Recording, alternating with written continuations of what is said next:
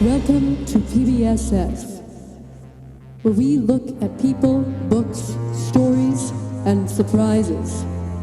In this segment, we will be looking into the mind of Chinua Achebe, the author of Things Fall Apart.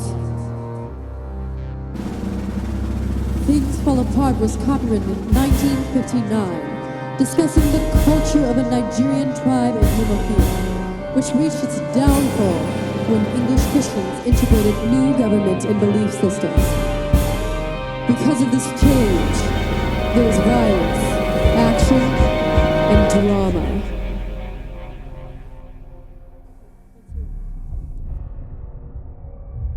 Today we will talk about Okonkwo, the main character, a man of strength desperate not to live like his father. Obriarka, a wise friend.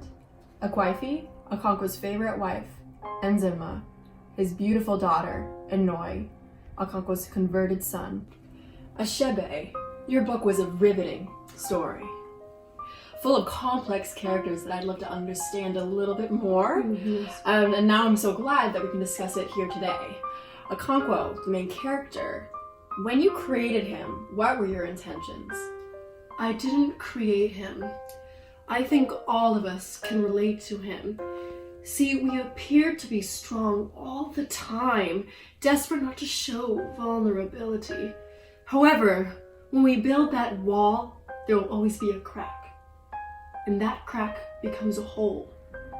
And that hole causes the wall to crumble.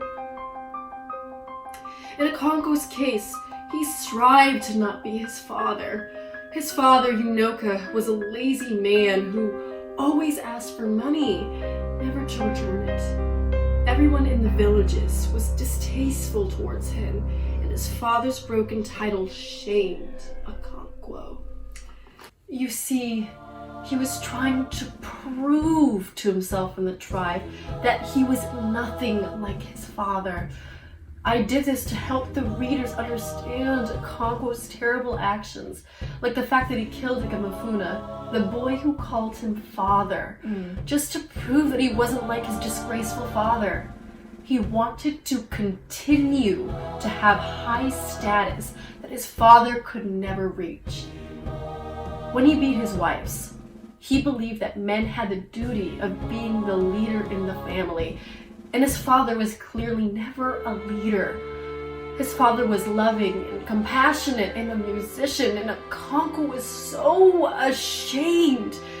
He didn't want to show these same emotions because in his mind, that was what created weakness, thus leading to laziness, thus leading to his shameful death. Wow. So, learning about that, I want to know more about Obriarka, Okonkwo's loyal friend. Yes. Now, it seems to me that he has some problems with the culture and even Okonkwo's actions. Can you go into that a little bit? Obriarka was the only person in the tribe that was brave enough to question the culture of Umuofia and question it in front of Okonkwo. There needs to be someone that doesn't agree with Okonkwo and is willing to tell him where he's wrong, because if he continues on the same path, I strongly believe that this character would be capable of doing so much worse. When Okonkwo killed Ikamafuna, Obriarka stepped in and told him that he shouldn't have intervened, that it was wrong, and he would later be punished for his actions amongst the gods. Then he proceeded to question the rules and regulations of the tribe. What's so important about the ancestors? Why do we believe them? Where did this all come from? This sets up for the missionaries coming up later to show the brokenness of the tribe. It sets up for the tribe to eventually collapse, thus leading to it to fall apart. So tell me more about Okonkwo's wife, Akwafi. What makes her so important to the story? Her purpose is for the audience to show Okonkwo's full character, the good and the bad.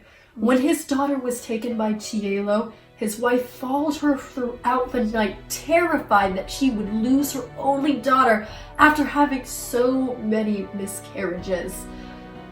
Okonkwo loved Akwafi enough to follow her and stand by her in order to comfort her. However, we see the good, we also happen to see the bad, like his terrible anger that led him to point a gun at her. Through her, it's easier to see his full, complex character, which allows the reader to sympathize with Okonkwo a little more. I see. So earlier I heard you talking about Ezinma, his favorite daughter. What was her role in the book? Ezinma is what allows the reader to feel empathy towards Okonkwo. She brings out the love of Okonkwo that is very rare.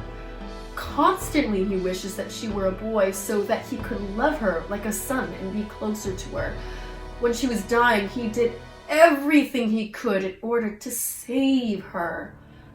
He did not get any sleep. Constantly, he said that Ezinma was the only girl who fully understood him. Never once in the book did it talk about him beating her. So I think, well, I know she brings out his good side. I see. So Okonkwo loved Ezinma, but why did he not love his first son, Noi? And what was his purpose in the whole book? Noi resembled Unoka, Okonkwo's father. He was recognized as sad-faced, for his father beat him the most due to his laziness. Noi was Okonkwo's worst fear, and the fact that he joined an emotional religion, Christianity, shows shameful weakness and womanhood.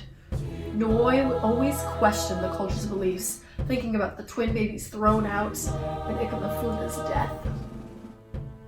I see. So do you think that Noi became better in the end of the book? I wouldn't say it was a matter of being better. It's a matter of being stronger. He was strong enough to risk his own reputation with his family to leave their culture and become a Christian. He went to school and studied how to be a teacher. He was a lot more confident in his decision and passionate enough to work hard, unlike Unoka. He changed the most out of all of the characters I created, which paralleled with the change of the culture itself.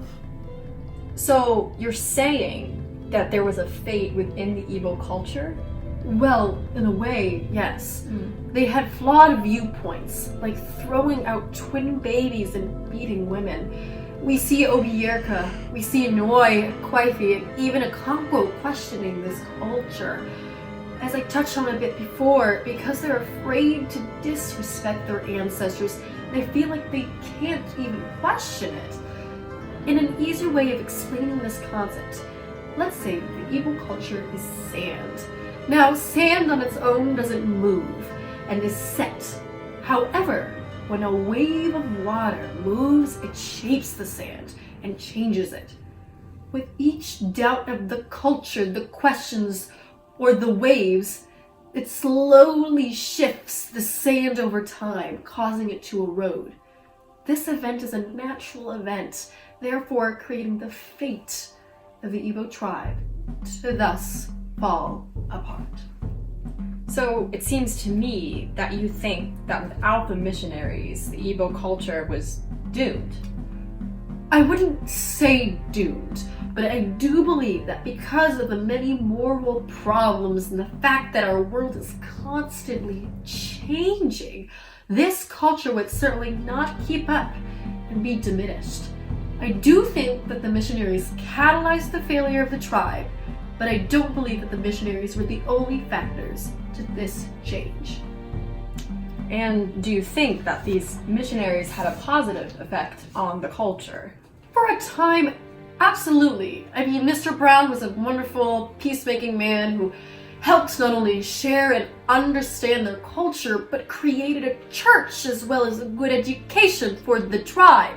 The missionaries also helped with their trade, increasing their profits. However, as good as all that seems, the fact that under Mr. Smith they forced upon their government and actually kicked people out of his church, he arrested the leaders of the tribe, and the guards whipping and beating them, and threatening to hang them if the tribe didn't pay them. In this case, the missionaries were almost tyrants, and this showed the problems with them forcing ideas on other people groups. Achebe, thank you so much for your time, and thank you, audience, for tuning into PBS.